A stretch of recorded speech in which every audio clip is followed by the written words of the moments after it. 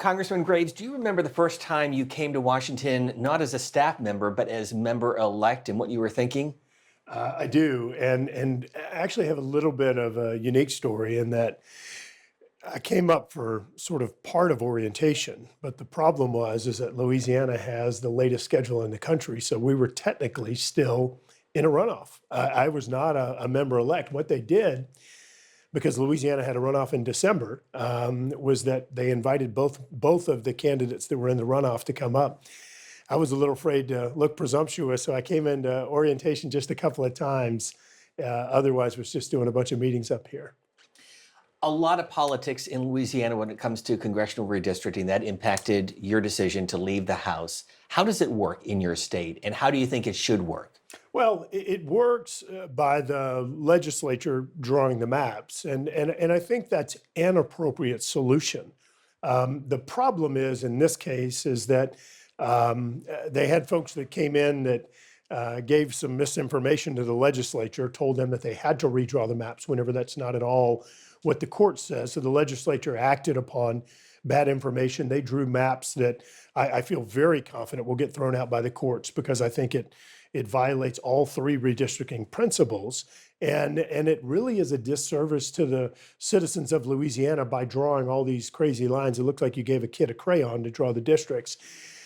So I think it's a disservice to people in Louisiana. The last thing I'll say about how it should be done, this isn't necessarily how the maps are drawn, but how people are elected. I think you should have open primaries.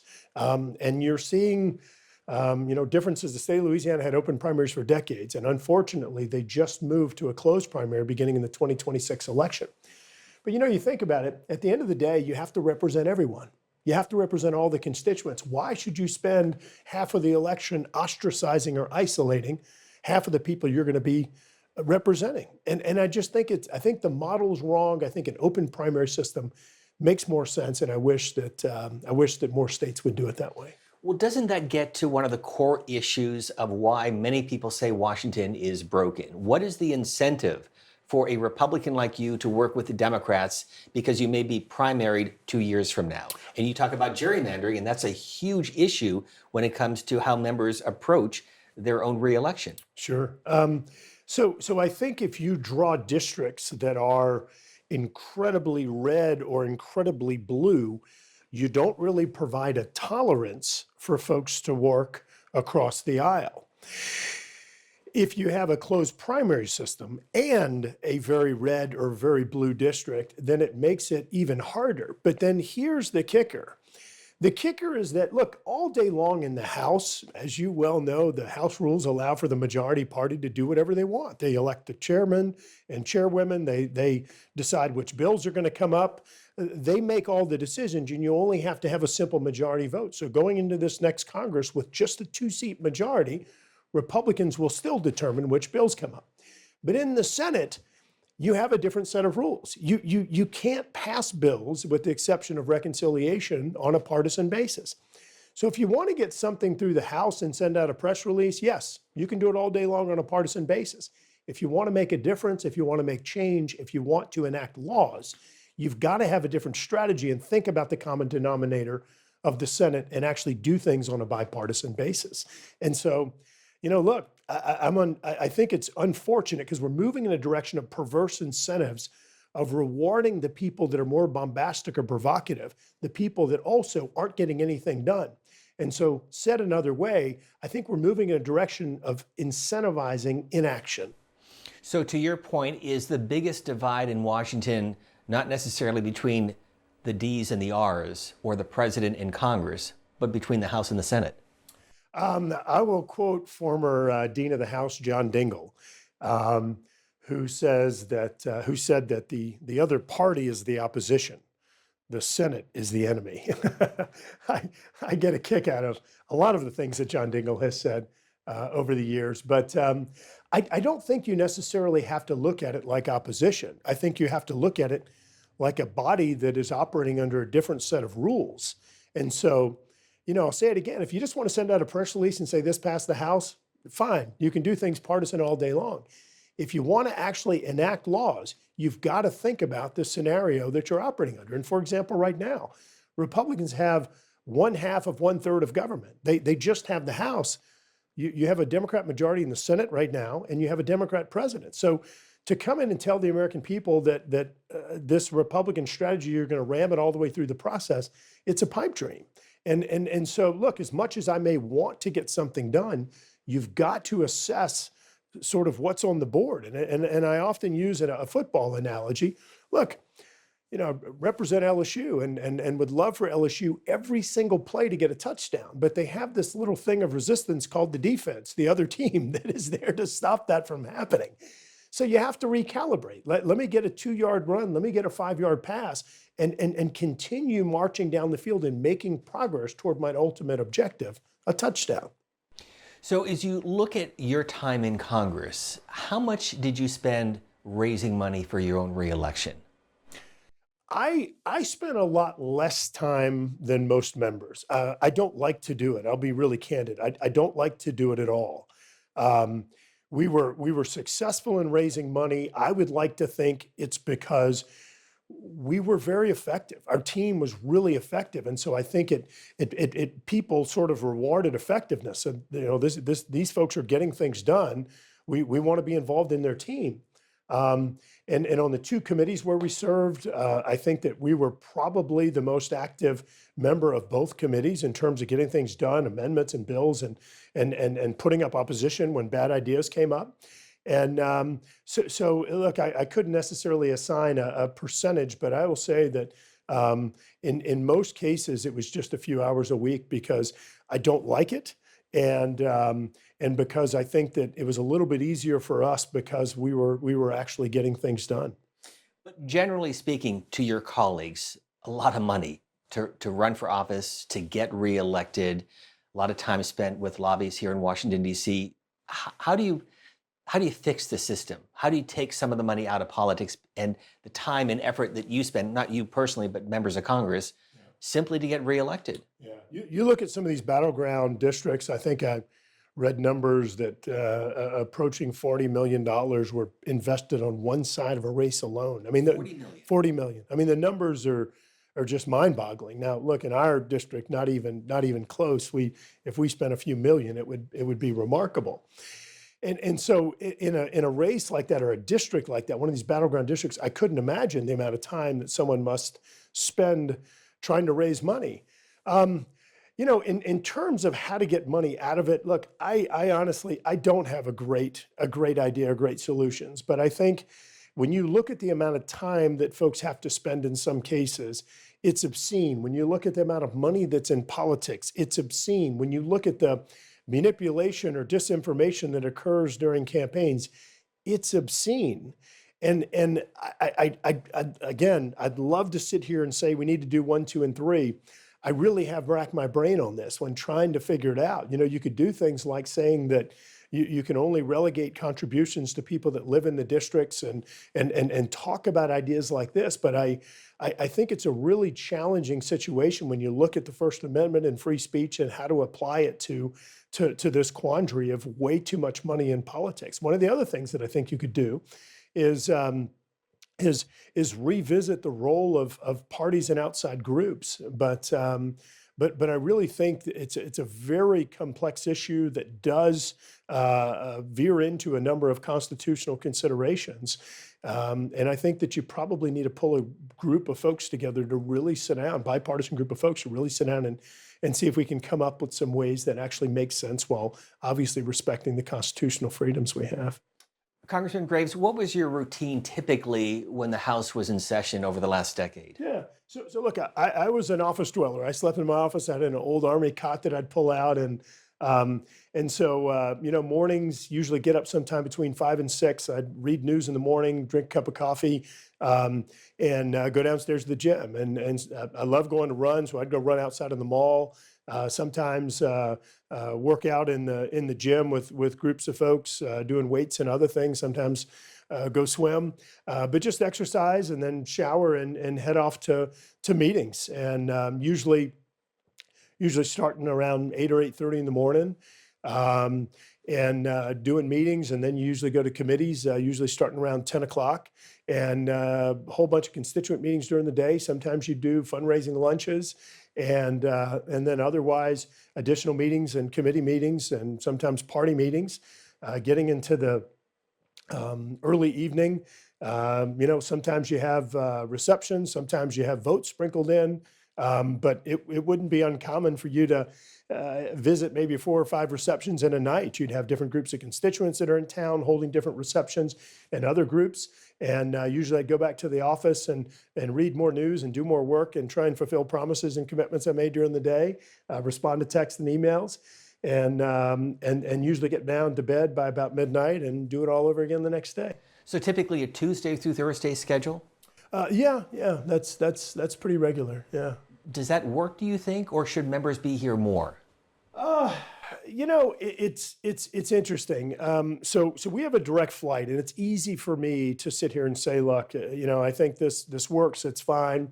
If you're coming in from Guam, you're coming in from American Samoa, you're Northern Marianas, you're coming in from Hawaii, and even some of these rural districts where you're driving hours and hours just to get to an airport to then connect and come in. I think it's a different story for those folks. So I think for some people, it makes more sense to come in and say, look, we're going to be here for 2 weeks, then we'll go home for 2 weeks.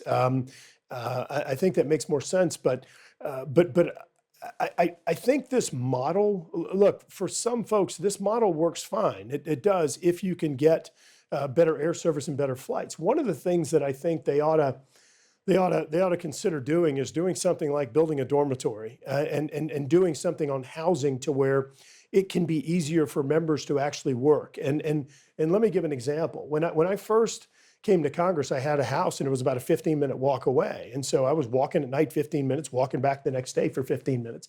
I know people that live much farther out.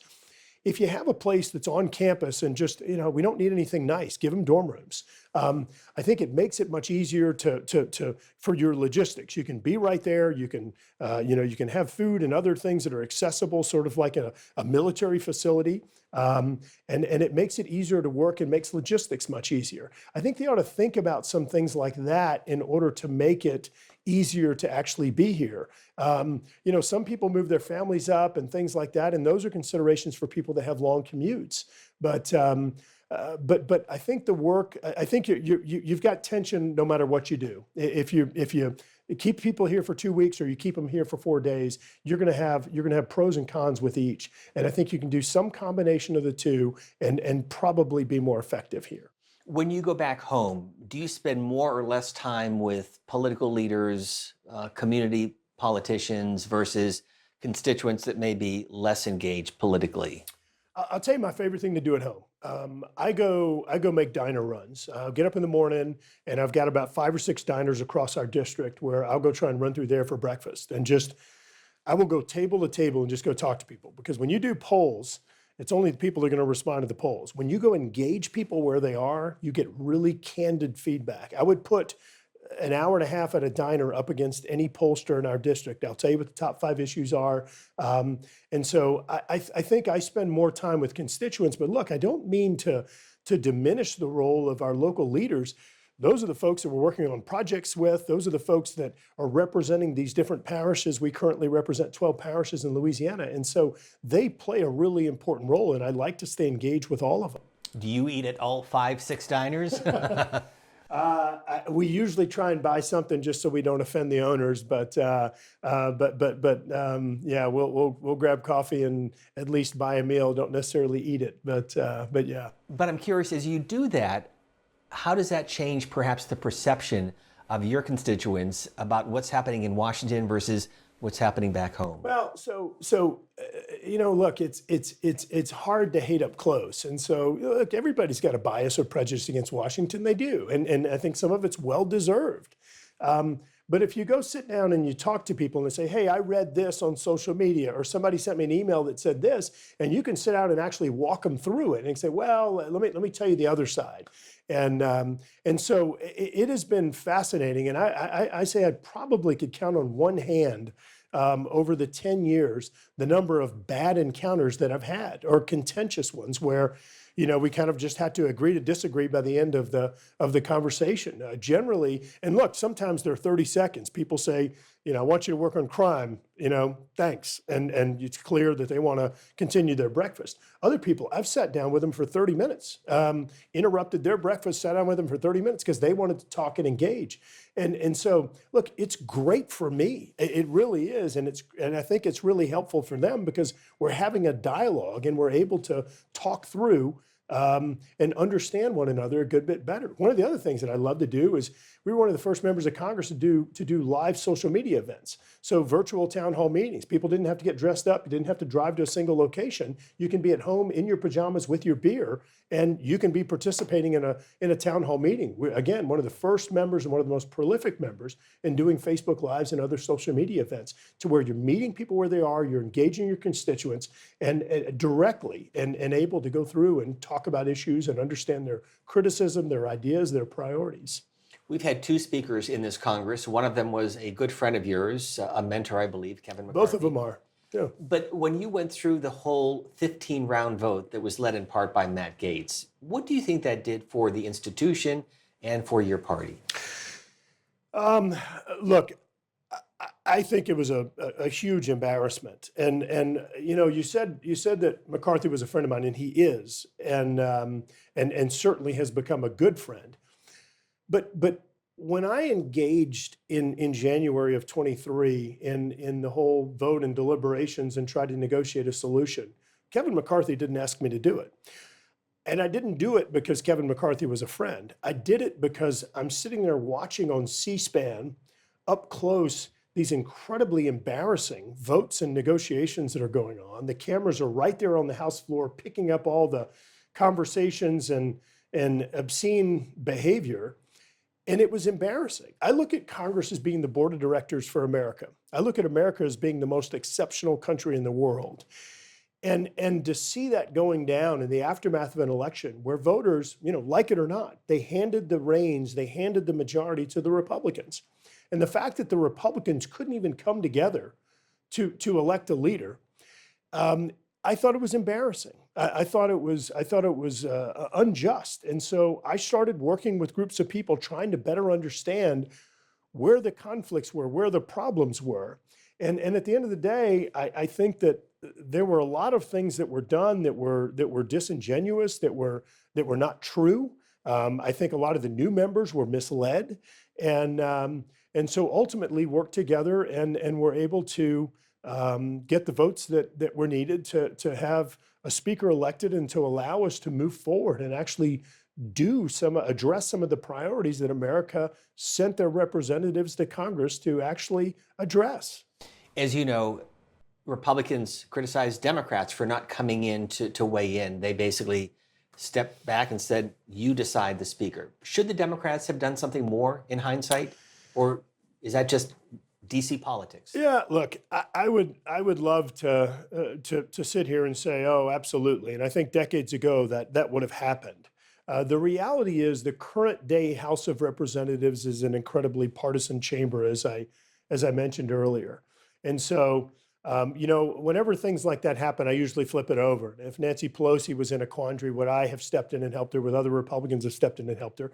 And the reality is that no, I don't think that they would have. And so you can sit here and blame the Dems all day long, but the House has become an increasingly partisan chamber. So I am well aware of a handful of Democrats that were in discussions about crossing over and making a vote for Kevin McCarthy or another Republican speaker. But in today's terms of the House of Representatives, I don't really think it was realistic. And I think if the American people hand a party, and I don't like this, but I think it's the reality of today. If they hand a party the reins of government, if they hand the party a majority, I think it's the responsibility of those members to come together and elect a leader. And I think what Matt Gaetz and others did was incredibly, incredibly wrong. Was he disliked? Matt Gaetz is one of the smartest people I've met. I want to be clear on that. He's one of the smartest people I've met. He also is one of the most perverse and maniacal people that I've met. I don't know what happened to him growing up. Something did. he actually thrives on the hatred, which is a really disturbing trait, but thrives on the hatred. And one of the most disingenuous people I've met in my life, and that I would be in meetings with him, listen to him say something, then turn around, walk out to a microphone and say the complete opposite. Absolutely theatrical and a performer, but let me say it again. One of the brightest people I've met, and if he actually used those gifts for good, could be an incredibly powerful leader.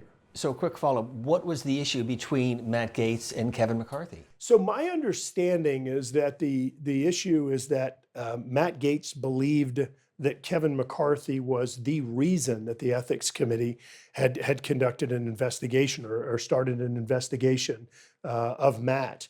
I will tell you from all of my conversations with Kevin McCarthy, who I did become very close to, I never, ever picked up on that being the cause of the investigation. I think the cause of the investigation was the behavior of Matt Gaetz, the activities of Matt Gaetz that I do believe didn't show well upon the House of Representatives. So let's talk about the institution in general and a very narrow majority, 2, 3, 4 seats moving into this Congress, depending on what happens with special elections. Can it be fixed? Can the partisan divide be fixed, or is it too broken? You know, I've thought about this a lot because I do like to get things done. When I go to those diners and people identify problems, I like to be able to deliver on results. And so there's an entity that's out there that I like to talk about called the Institute for Effective Lawmaking. And it's a group comprised of Vanderbilt University and University of Virginia. And what they do is they have developed metrics, imperfect metrics that we've tried to work with them on a little bit. It's hard to do, but looking at the performance of the outcome of members of Congress, I think today we have a perverse reward mechanism that is largely fueled by social media, that if you can be provocative, bombastic, the most radical people, then you get rewarded with attention, you get rewarded with news interviews, TV interviews, and you get rewarded with campaign contributions. I don't think that is the best incentive or the best outcomes for the American people. I think that one of the ways of fixing it is highlighting people that are actually getting things done. Some of the most well-known names in the United States House of Representatives today, people like AOC and people like Matt Gaetz, are also some of the most ineffective members of the House of Representatives based upon these metrics that have been put together. And so why is it that the ineffective members are the ones that are well recognized? The ineffective members are the ones that are getting the attention. The ineffective members are the ones that are getting millions and millions of dollars in contributions because they're out there selling these false narratives and making people believe that something's achievable that's absolutely not. It really is unfortunate. And I think, again, the solution is bringing attention back to actually change makers, people that make a difference, people that address priorities in their communities. And the way that I look at it is like an employer.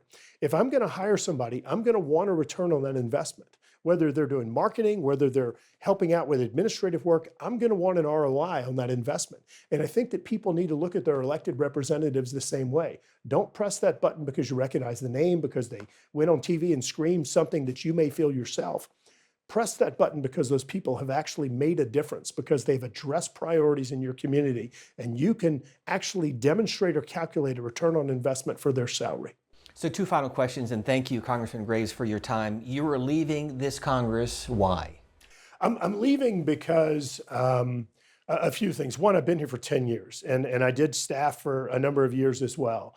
The main part of the calculation was that the new maps that were drawn in Louisiana basically take the capital region where I live, the Baton Rouge, the parish where Baton Rouge is located, is the most populated parish in the state of Louisiana. Louisiana only has 6 congressional districts, but they effectively took 4 of the 6 districts and made them all come in and break up or dilute that region or parish where it's most populated. And so the district where I technically live, that I could throw rocks at 2 other ones, really? Yes, it goes from Baton Rouge up to which is in the southern part of the state, up into effectively the northwest corner in a town called Shreveport. There is no commonality so if I had to decide which committees I should get on to be most effective for that district, I couldn't even begin to narrow it down from about 10, because the issues are so diverse, the areas are so disconnected, and have such a disparate priorities. The other thing is that, look, our office really does pride itself on outcomes. And I think it would be incredibly difficult for anyone to represent that district well and for us to perform at the same level of outcomes as we're performing right now. So I think it would be incredibly disappointing to me and our entire team, because we wouldn't be able to deliver the outcomes or the results for the districts that we're delivering right now. And so if we can't do a good job, then I don't think I want to do it. And it may sound like a cop-out, because I want to be clear. No one is going to be able to represent these districts well based upon the crazy gerrymandering lines that they drew, which is why I am very confident that the Supreme Court, when they hear this case early next year, they will be throwing these districts out and putting some rationale back into the maps in Louisiana. So that goes to the core point that we began this conversation. Why are politics today? Why politics is broken? Well, look, I think they're broken because there's so much money that's involved, and that people are making money off of the divisiveness. People are making money off of the partisanship, and so you are playing to parties and ideology rather than playing to actually change results and making America better. I think that people wear the label of a Republican or a Democrat first, rather than wearing the label of I'm a fellow human, I'm a fellow American, I'm a fellow Louisianian. And I think that's really unfortunate. We've got to focus back on the fact that that people have diverse ideas. And in many cases, you may go into a room and you may have 10 things that you want to get done, but so do the other 534 people that you're serving with. And so you've got to figure out how you can work together. You can figure out, all right, we can agree on these 3 things. You know what? Those 3 things is 3 more than you had when you came in the room. Go ahead, take the win, bank it, come back, repackage your 7, and figure out how you can make progress again. No one is an absolutist in a body of 535 people. If you want to come in and be an absolutist, run for president. Do something else, because this isn't the body where that type of behavior actually works. I'm one of 5 in my family. We have 3 kids. I love them all. They love me too. But you know what? We don't always agree. So you can imagine in a body of 535 people that often don't love one another, the diversity of views, the challenging conversations, and the inability to get to consensus. You've got to recognize that you're one of many, and that you're part of a board, and that your priority is America, not yourself. So you may have answered this question, but I'm giving you a blank slate. You can fix our political system, big or small. Yeah. Go for it. Look, I think that we've got some massive challenges ahead, and I think most of them are related to finances of the government, the financial shape of the government. If the U.S. government was a company, it would have gone bankrupt many, many years ago.